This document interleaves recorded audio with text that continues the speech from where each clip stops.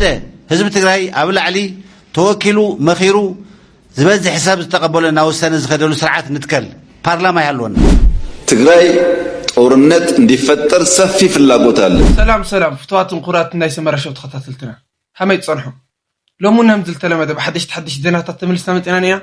ነዚ ቻናል ሐድሽ ተንኩለኹም ላይክ ሼር ሰብስክራይብ ጋር ይትርሶ እዚ ቪድዮ ምንታይ ላኹል ሰብ ክባጽሕ ላይክ ጋር ጀምሮ ሓደ ህዝብ ትግራይ ኣብ ላዕሊ ተወኪሉ መኺሩ ዝበዝ حساب ዝተቀበለና ወሰነ ዝኸደሉ ስርዓት ንትከል ፓርላማ ይሃልወና ተሓንቲ ዓባይ ነገር ዚያ ካብ ኩሉ ናይ ትግራይ ናይ ፖለቲካ ተሓሳስባን ውዳበታትን ዝውከል ሰብ ዝቆመሉ ፓርላማ ይሃሉ መሰረታዊ ጉዳያት ናይ ትግራይ ኣብቲ ፓርላማ ምይይጥ ይገበረሉ እቲ ፓርላማ ይወስን መቸም ፓርላማ ኩሉ 100% ክሳማዕ ማለት ይካልን ፓርላማ 100% ክሳማዕሉ ናይ TPLF ስርዓት እዩ ምክንያቱ ከለ ኢዱን ተውፅስ ንውስና ረኻይድ ካውፅ ስለዝበሃል ማለት እዩ ስለዚ እዚ ፓርላማ ናይ ትግራይ መሰረታዊ ጉዳያት ናይ ኹናት ናይ ሰላም ናይ ልምዓት ናይ ዲሞክራሲ ጉዳያት እናተማየጠ በማጆሪቲ ዝውስን ኮውነሎ ዳንቶ ወደን ጥሩ ዝብሎ ዝነበረ ንሓፅር ግዜ ይኹን 3 ወርሕ ይኹን 4 ወርሕ ይኹን 5 ዓመት ይኹን ዝመሓድሮ መራሕውን ዝመርዝ ኮውን ከለሎ ሓንቲ እዚያ ተኻለይቲ ተሓተዋይ ምምሕዳር ስልጣን ናይ ባዕሉ ኮውነሎ ናይ ወረዳ ቤት ምኽሪ መራሒኡ ዝመርዝ መራሒኡ ዘውርድ ኮውነሎ ናይ ወረዳ ቤት ምኽሪ ካብ ናይ TPLF ቤት ጽሕፈት ዝምደበሉ ሹመኛ ናተቀበለ ዝኸድ ኮን የብሉን እዚ ብጽንዓት አረጋጊጽና ኢና ኣብቲ መንግስት ሰብ ዝነበርና ኣለዋን ጽንዓት ካይድና አረጋጊጽና ኢና ተጨበጣ ጽንዓት እዚ ናይ ውድ ቤት ጽሕፈት ሰብ ዝምድብ ንስኡ ናይ ስራሕ ፈጻሚ ዝኸውን ቲ ፓርላማ ናቱ ለማኒ ዝኸውን ተኻለይቲ አገዳሽት ነገር ዚያ ተሳልሰይቲ አገዳሽት ነገር ናይ ጸጥታ ኃይልታት ካብ ናይ ሓደ ፓርቲ ወገንተኝነት ወጽዮም ናብ ናይ ትግራይ ፓርላማ ናብ ናይ ትግራይ መንግስቲ ተገዛእቲኦም ዝኾኑ ትብልያ ዜን ኣብቲ ማኒፌስቶና ተቀሚጠን እየን ህዚ ንምንታይ ዘልዕሎ ዘለኹ እንተልኩም ዝለውጥና መፀ ምስከደ ምልዋጥ ኣይተርፍን ክበሃል ከሎ ኣብዚ እውን ኣብ ትግራይ እውን ዝለዓሉ ነገራት ኣለዉ ኣብዚ ዝለዓል ነገር ምናልባት ናይ ዞባ መራሒ ቀጥታ ኸይዱ ናይ ዞባ መራሒ ክኾን ዝደሊ ሰብ ይህሉ ይኸውን እዩ ናይ ካቢኔ ሓላፊ ክኾን ዝደሊ ሰብ ክህሊ ይኽእል ይኸውን እዩ ኣብ ትግራይ እውን ግን ከምኡ ዝመሰለ ነገር ኣሎ ቶም ኣብ ትግራይ ዘለዉ ኣዝቂቶም ዘለዉ ዝቃለሱ ዘለዉ ሲ መንግስቲ ኣዲስ ኣበባ ተመስሪቱ መፅኦም ልዕላና እንድሕዝ ተዓን ኮይኑ በቃ ምድረ ሰማይ ዕንቁ ክንገብራ ኢና ዝብሎ ኣለዉ ስለዚ ብናይ ትግራይ ናይ ቅድሚት ሰላም ክነምፅእ ንሓስብ እንተኮይና ነናይ ባዕልትና ኤጎ ውሕጥ ኣቢልና ነናይ ባዕልትና ድሌትን ኢንተረስትን ውሕጥ ኣቢልና ህዝቢ ስልጣን ይረከብ ሞ ህዝቢ ዝወሰኖ ንቀበል ኢና ክንብል ዘለና ትግራይ ጦርነት እንዲፈጠር ሰፊ ፍላጎት አለ እምቢ ያልንበት ምክንያት ትርፍ የለውም ብለን አሁንም ለሰላም በራችን ክፍት ነው ለንግግር በራችን ክፍት ነው መወያየት የምንፈልገው ሰላም ማምጣት የምንፈልገው በእኛ በኩል ትተን ተጎርተን ለትግራይ ሰላም ከመጣ ፍላጎታችን እሱ ነው ግን አንድ ነገር ማወቅ አለባችሁ የዛሬ 20-30 ዓመት አሁን ያለው መንግስት አሁን እዚህ ፍለፊት የምታዩቸው ሰዎች ከወረዱ በኋላ ተመልሰው መጥተው ኢትዮጵያን እንምራ ካሉ ኢትዮጵያ ሞታለች ማለት ነው እውነቴን እነግራችሁ ኢትዮጵያ ለዘመኑ ለሲዝን ይመጥን መሪ መፍጠር ካልቻለች ሰዎች እየወጡ የሚመላለሱባት ከሆነ ኮሌክቲቭሊ ሞታለች ማለት ነው ይሄ የሚያኮራ ነገር አይደለም የሚያሳፍር ነገር ነው 50 ዓመት ፓርቲ መርተህ ፓርቲ የሚተኩ ሰዎች ካልፈጠርክ ሌላ 1000 ቢሰጣ አትፈጥርም ማለት ነው TPLF 50 ዓመት ፖለቲካል ፓርቲ ሆኖ አንጋፋ ፓርቲ ሆኖ ወጣቱን ትውልድ ማመን ካልቻለ ኪሳራ በፍጹም አትጠብቁ ድልና TPLF አራምባና ቆቦ ናቸው አትጠብቁ ለመሰላችሁ የሚያሳየው ነገር ኒው ብለድ ኒው ቶት ኒው ዳይሬክሽን የማይቀበል ፎርስ በነበረው ነገር የትም አይደርስም ያስ ቢሆን እኛ የምንፈልገው ሰላም ነው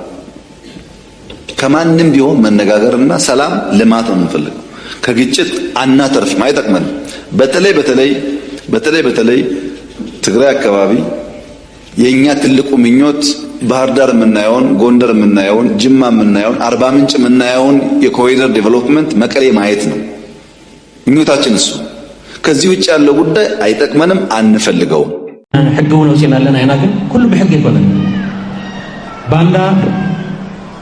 ከምድላይ ከይንቀሳቀስ ረመስ ማንገራለን እንገት በብዘለና ቀደም ቆሸታት ናይምቢታ ነጠንክር ንባል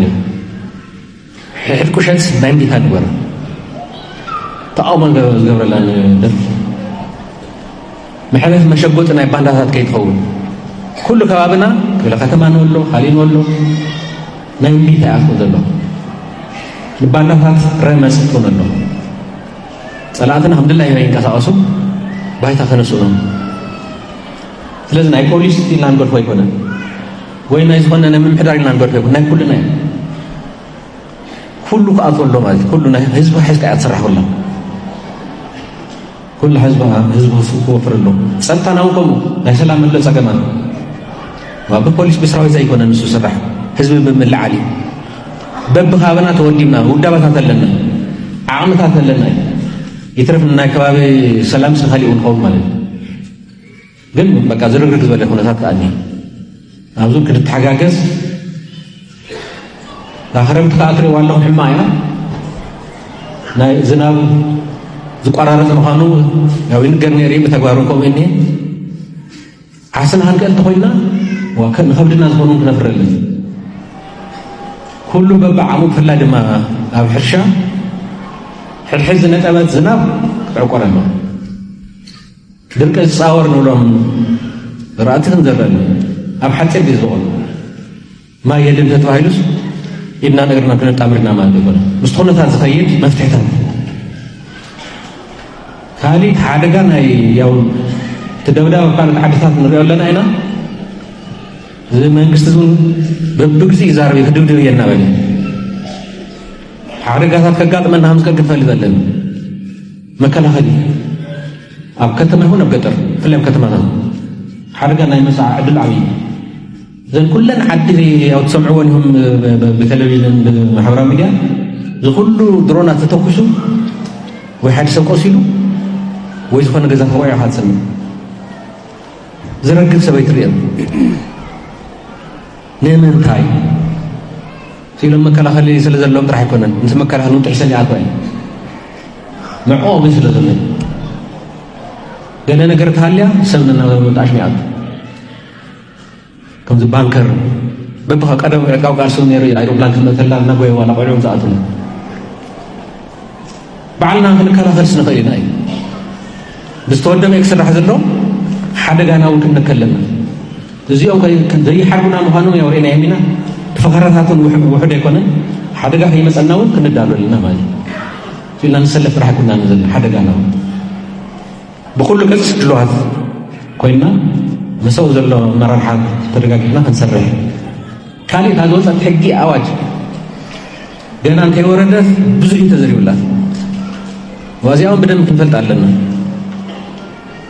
مسالحين عم خطأ نما خطأ توهي لا جوزت أولياء ناي مسلا في بكام في أنهم يقولوا لي قدر لو بتلحن عن قطع اسم يمدين ببول لك أزل سوى ناي قاعد يشبر عن سره بوجي لن ترى يكون كما حس كان ركوبه كما يفهم بعدين يزور هذا لتن بودو ثات كبر زي فلا نتقرأ نازل هنا إيه نوزين بتنا مخطأ أواج نتقرأ زي دحين أواج زي هذا اللجنة اللي نقف قلت ومرة جنا زي مراد صوز حق زون كنفول طول على غلو خلي هذا ما كنت تقبره ذا اللي ناي مسار حناي عندك ناي ما هتسعدك خبر الله هم عند أرزنورة سرعة يزتحزو الميديا سرعة يتحز نقول لسه سرعة يتحز ما نقص لسه سرعة يتحز نحن حسن سرعة يتحز أبزي أهلو أو دقن لازم مخاطنا نهلاونا ذلينا مكلا هالعدكي لازم كهم ذلنا هنفلت لنا تخالي زورو زولو وفري ناي ميديا هنا يستفلالي بوك ندانا جز كنشبك كم زين قلي فلتي إذا براش توعي يسيد يمزالني صنح زما عمل ما حاطط كوي سيلو بوكو يلنا وخالي زاتون يكونن فلان سو ياو كفندي حدا قايب لنا مسوق بتصبح ولا بسكنوا نبلي كندي ነገር የም ዘደና ገጽ ህዝብና ዘሮች ወዘለው እዚህ ክንሰርሐለና ንሕናው ለሐንሕና ጠንካራታቲና ነመዛዚና ረሓናን ፍልጢና አይኮነን ኮነን ዋ ዘዝ መጻውን ይሰብ ነብር ይወሃቡ ሽምባርከስ ፍቷትን ቁራትን ተኸታተልትና ሎም على التحرنا فيديوهات جاتهم مسنيرم تموجكم لا سفان قبر سقاطان قاعدين بللهم سناي طانح تفنلهم